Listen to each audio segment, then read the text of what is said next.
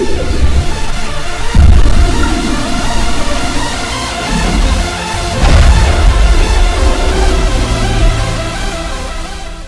guys, what's up? Shadowlands back for another commentary. I am back with a commentary for the pros and cons of Hellgate. Now that the map is actually out and we can all play on it, I gotta say, I love this map. It's one of my new favorites, definitely in my top 5. If I had to make a new top 5 right now, it'd be like Crystal Tower, Oil Rig, Kill Creek, Hellgate, and Deadly Dunes. I really like Deadly Dunes a lot, but today we're talking about Hellgate. So with some pros and cons, we're going to start off with the pros because that's what everybody wants to hear.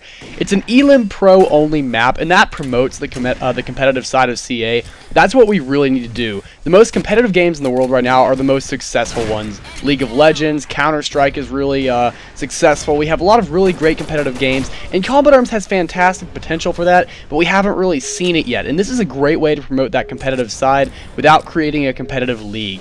Next up, we have an ever-changing map. That's really interesting. We have never had that before. It's an ever-changing map that has no side better than the other. Since both sides have so many different options, no side is really better than the other. There's like maybe one bad side on both Alpha and Bravo, so it's really totally fair. Just the way it's matched up is very unique. We haven't seen anything like it before, and I think it's a great idea. Next up, it's based highly on reflexes and fast decision making. If you can do that, you're going to do better at this map than even if you have a ton of skill and you don't have either fast reflexes or fast decision making. You need to be able to make split-second decisions the second that gate opens because you don't know which way it's going to open, and when it does, you got to be able to shoot fast, react fast, all that kind of stuff right there. Next thing that I really like about this map, it has an element of setting up prior to the match like a lot of competitive games have, like League of Legends and a lot of other really tactical games, even Fire Emblem and other tactical RPG games that you see on like console systems. You have that element where you have to set up something before the match actually starts, and depending on how you set up, that will affect the tide of the battle. Next that I really liked about this as well, kind of on the same line, it has an option for a preemptive strike, but it has a risk to it. Now, I like how you can walk upstairs in some maps and some sides of it and shoot down on your enemies, but you have that risk of being shot as well. So you really have to think, what's my enemy going to do? You really got to outsmart your enemy right there. A couple other things I really like about this, it's fantastic for sniper only and melee only matches. I would never actually play melee except for this map. Melee is great on a lot of different maps. It's kind of fun on Kill Creek sometimes, but it also feels like you get stuck on rails and stuck on the train too much. I never really understood why Kill Creek was used for melee only, but this is a great match because you have two very distinct sides that a team seems to camp on each side, and if you go in there, you have a high chance to get a lot of kills, but you also have a high risk to die quickly. So it's a highly risky system, but it's a really nice mechanic we haven't really seen in the game before. Not to mention, it's great for sniper-only matches where you have two sides shooting at each other, and the match is usually decided within 10 seconds of the door opening. It's really interesting, very fast-paced, and I like that in a competitive game. Haven't really seen that so far this year, and that's a really nice thing to have in the addition to Combat Arms. Finally, one more pro. It actually requires skill to play this game, but just to outsmart your opponent is only one level of it. You not only have to have the same fast reflexes and skills that you have with any other map in the game, but you also have to outsmart your opponent. A lot of matches are just point and click, oh, you see someone, you shoot at them. To be honest, that's exactly what Oil Rig is.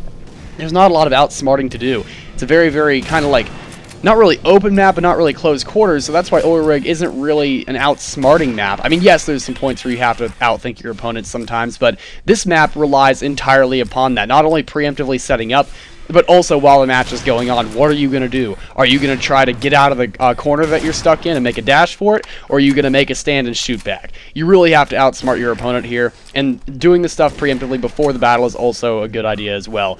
Not only you have to think about actually going up and doing a preemptive strike. Sometimes you do that. I've done that a few times. It's been successful and it's been unsuccessful. It's just a matter of learning what your opponent's going to do. You learn what your opponent is in the middle of the match. Now we're going to move on to some cons. There's some big problems with this map right now. Some of them are probably going to be fixed, and some of them you can just tell the way the map is built, they're going to be stuck in the game for a while, if not forever. So starting off, currently we have very glitchy doors and peak spots.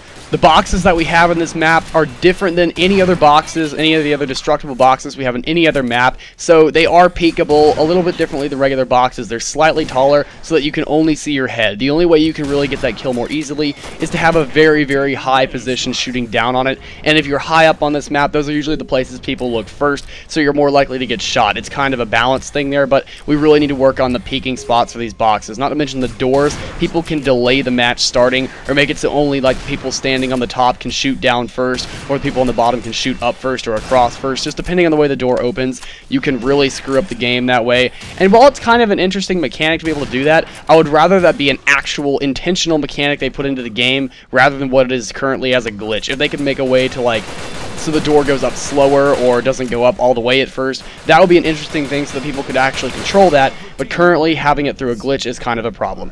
Next up, the preemptive strike thing should have been better, like a hallway on the side connecting the two halves that you could walk down, and not necessarily something you have to go up at. Because if you go up there in the glass that breaks, you immediately just announce to the entire world, "Here I am, shoot at me." It's like, if you're going to have a preemptive strike, it should be a little bit more stealthy and a little bit more sneaky than that. And I understand that people would be watching a hallway like a hawk, but it's one more thing you have to worry about, and one thing you have to think about right before the match even starts. So I think it would be something better to actually think about. Although I can see it would also become a big problem if you were using mines, so if explosives are on, that's going to be a big issue.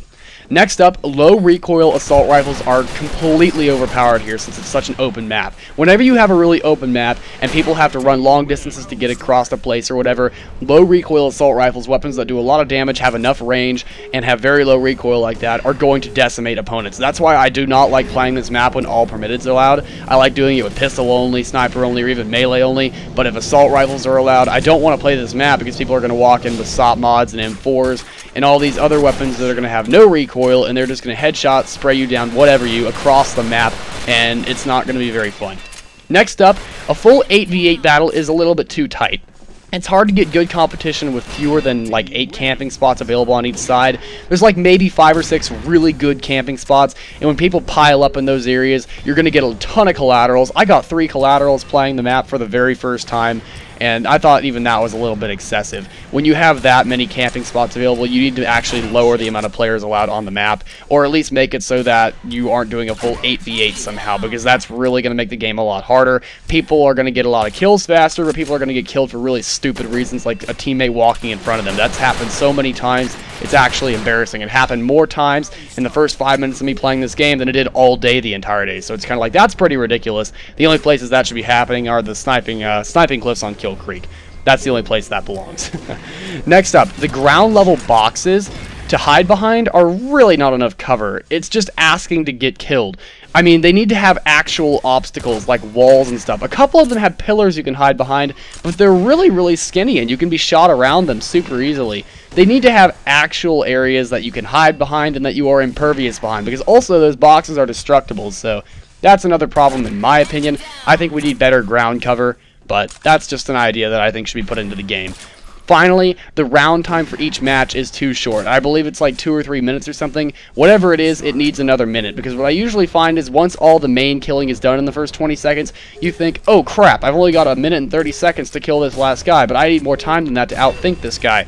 So, although it's a fast-paced game for the first like 30-45 seconds tops, that extra time you have left over when it's not a fast-paced game forces a kind of feeling of like hesitation that you don't want to have. It's an urgency hesitation. It's like you gotta do something but you can't because you're gonna get shot. You need more time to think and outplan your opponent, in my opinion. Maybe build up some tension, but you can't do that when you don't have enough time, and I think having another minute on the clock would be really, really useful. I don't think 2 minutes would be good because then it'd be going on for too long, but 1 more minute is what I'm asking for. Anyway guys, thank you for watching this pros and cons video for Hellgate. It's a new map. I love it a lot. I'm going to be playing it a lot. It's super fun for competition, and it's just a very well-designed map. I like this one a lot. They could do a few things better, but as far as the map goes, I give it easily an 8.5 out of 10, maybe a 9 out of 10. I think it's a great map. Leave your rating and what you guys think is good for pro and con for the map below. I want to read what you guys think is good and bad about this map, and I will see you guys in the next video. Shadowlance out.